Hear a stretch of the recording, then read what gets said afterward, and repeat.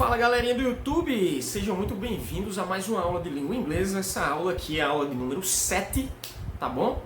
E ela está sendo divulgada no dia 6 de julho de 2020, ok? Vocês viram aí nas aulas anteriores, né? Aulas 4, 5 e 6, que nós demos uma estudada no verbo to be, no presente simples, nas suas formas afirmativa, interrogativa e negativa. Tá bom?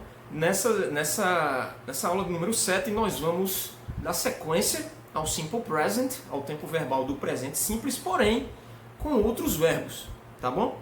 Mais especificamente um verbo que é o verbo to have, tá bom? Nós vamos dar sequência aqui à conjugação dos verbos com um verbo diferente, é lógico. Espero que todo mundo tenha aprendido aí o verbo to be. E dessa vez nós vamos dar sequência ao presente simples, ao simple present, né, o tempo verbal. Ainda permaneceremos com o simple present, porém iremos dar foco, iremos dar concentração aqui nas nossas aulas ao verbo to have, que é o verbo possuir, que é o verbo ter, tá bom? Então, vamos lá! Então, galerinha, vamos lá dar sequência aqui à nossa aula de língua inglesa, tá bom? Como eu falei para vocês, nós vamos estudar agora o verbo to have, ainda no tempo verbal simple present, tá bom? Ou seja, o verbo ter ou possuir, diferentemente do verbo to be, que era o quê? Respondam para mim aí. 3 segundos. 1, 2, 3. Que era, na verdade, o verbo ser e estar, né? O verbo to be. Vamos aqui para o verbo to have, que é um verbo diferente, logicamente, que significa ter ou possuir, tá bom? E, novamente, no presente simples, no simple present. Vamos aqui para a forma afirmativa desse garotão aqui. Vejamos. Então, vamos ver uma coisa aqui, né? Como eu falei, o verbo to have, ele significa o verbo ter ou possuir. Tá bom?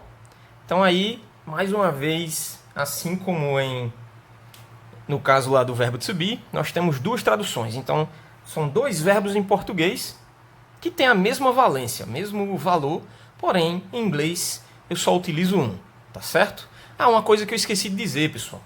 Os verbos em inglês, quando são precedidos desse to aqui, dessa partículazinha to, é porque esse verbo está no infinitivo, ou seja, nem está no presente, nem no passado, ou nem no passado, nem no presente, nem no futuro, tá bom? Está no infinitivo, ou seja, sem nenhum tempo verbal sobre ele aplicado, tá certo? Assim como em ter e possuir, em português, né? Que nem está no passado, nem no presente, nem no futuro. Está no infinitivo. Então, para nós termos o infinitivo em inglês, toda vez veremos aqui esse verbo precedido do to, certo? Então, o verbo to have, ter ou possuir. Na forma afirmativa da língua inglesa, em português, aí nós temos várias, dezenas de conjugações diferentes para o presente nesses dois verbos aqui. Como esses dois verbos é traduzidos por um só em inglês, né? Eu já tenho só um verbo, e a conjugação desse verbo to have, que é ter ou possuir na forma afirmativa, são apenas duas, certo? São apenas duas conjugações, que seria ou have ou has, tá bom? Repetindo, essas duas conjugações são duas possibilidades de conjugação para o verbo to have no presente simples e na forma afirmativa, que é o que nós veremos na aula de hoje, tá ok?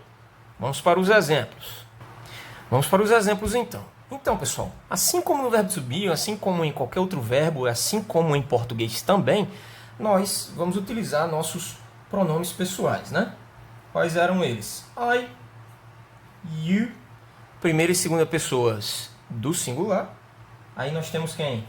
He, she e it, que são os três terceira pessoa do singular. E temos também o que? No plural, we, primeira pessoa do plural, you, segunda pessoa do plural, e they, terceira pessoa do plural. Certo? São os pronomes. Agora vamos ver as conjugações. Lembremos, há poucos segundos atrás eu falei para vocês que são apenas duas conjugações possíveis para o verbo to have, que é o verbo ter ou possuir, no simple present e na forma afirmativa. Quais eram elas? Have ou has. Não é? Então vejamos como é que a gente fica. Have é utilizado para primeira pessoa do singular,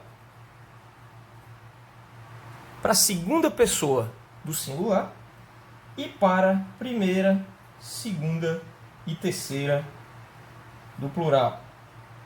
Beleza? Tá bom? Já matei a charada aí do have. Então, terceira pessoa do singular, nós temos essa diferenciação. Tá bom? É uma regra fixa gramatical quando vamos utilizar o verbo to have na forma afirmativa e no presente simples. Tá bom? Só vou utilizar have para I, you, primeira e segunda do singular, we, you e they, primeira, segunda e terceira do plural, tá bom? Para a terceira pessoa do singular, que é composta por he, she, it, he é ele, she é ela, it pode ser ele ou ela também, mas desde que usemos referindo-nos a coisas, objetos, animais, né? Coisas que não sejam nem mulher e nem homem, nem ela, nem ele, seres humanos, aqui. E nós utilizaremos aqui, ó, para a terceira pessoa do singular, essa versão modificada do verbo to have. Note que o have aqui para a primeira e segunda do singular, primeira, segunda e terceira do plural, eu só basta tirar o to. Eu retiro o to lá, que diz que o verbo está na forma infinitiva, como eu expliquei para vocês, e coloco no presente simples. Basta tirar o to e colocar aqui para essas pessoas. Só que para a terceira pessoa do singular, eu tenho essa diferenciação aqui, né? Eu uso has. Beleza? Vamos adiante. Vamos exemplificar essa galera aí, né? Vejamos. I have. Eu tenho ou eu possuo. Vamos ver aqui, ó. I have a book. I have a book. Eu tenho um livro. Tá bom? You have. You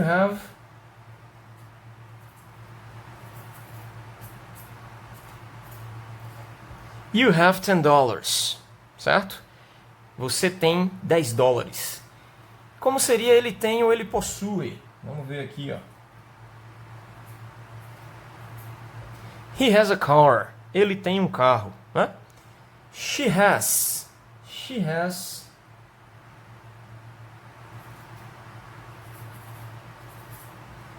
a dog. Ela tem um cachorro. It has. Vamos supor que esse it esteja se referindo a um livro, né? Já que ele é a terceira pessoa do singular, porém não com a mesma ideia de she, que é ela, e de he, que é ele. Vamos supor que esse it aqui esteja se referindo a um livro, né? Como eu falei. Vamos ver aqui, ó. It has to... Opa! It has 200 pages. It has 200 pages. Ele tem, lembrando que esse ele está se referindo ao livro, tá bom? 200 pages. Ele tem 200 páginas, ok? Vamos para o plural agora. Lembrando que o plural sempre usaremos have. We have, vamos ver aqui. We have. Vejamos. We have a house. Nós temos uma casa, tá bom? You. Lembrando que you tanto pode ser singular quanto plural. Se for singular, você. Se for plural, vocês. You have... Deixa eu ver. You have...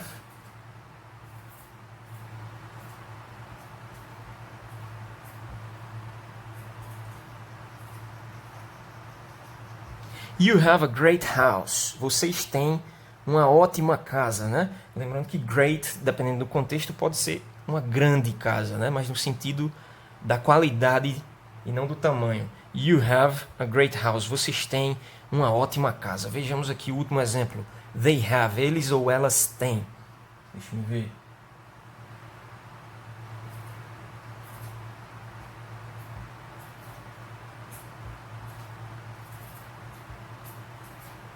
They have a big family. Eles têm uma grande família, no sentido do tamanho, né? Eles têm uma enorme família. Eles ou elas, tá bom? Ok? Beleza pura. Galerinha, lembrando que o que, ó? Eu posso tirar esses substantivos aqui, esses pronomes, perdão, e utilizar por outros substantivos, né? Como nomes de pessoas e etc. Lembrando que a gente tem que ficar atento ao que? Se for nome que se refira a ele ou a ela como objeto ou coisa, ou fenômeno da natureza, eu vou utilizar o has, tá bom? Como por exemplo, vamos substituir aqui o he, ó. Vamos substituir o he por Vinícius, né? Já que é ele, já que é um homem e é uma terceira pessoa do singular.